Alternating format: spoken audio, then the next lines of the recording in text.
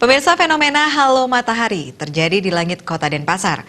Momen langka ini kemudian diabadikan sejumlah warga yang melihat secara jelas dengan kamera ponselnya.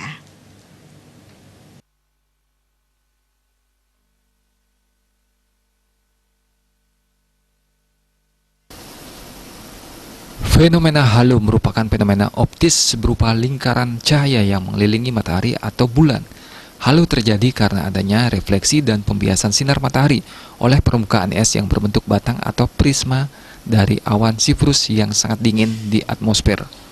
Fenomena ini hanya terjadi beberapa saat dan berakhir jika awan sifrus sudah mulai punah atau menghilang dan atau ditutupi oleh awan-awan lainnya.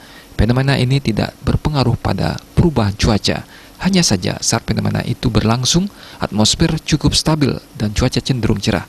Sebab fenomena halo matahari bukan fenomena astronomis seperti halnya gerhana matahari. Fenomena ini terjadi di tempat yang sedang mengalami cuaca cerah dan terdapat awan sifrus. Tidak semua wilayah di Bali dapat melihat fenomena tersebut. Hal ini dikarenakan kondisi cuaca di Bali tidak sama di semua wilayah. Ada yang sedang cerah dan ada yang sedang mengalami hujan.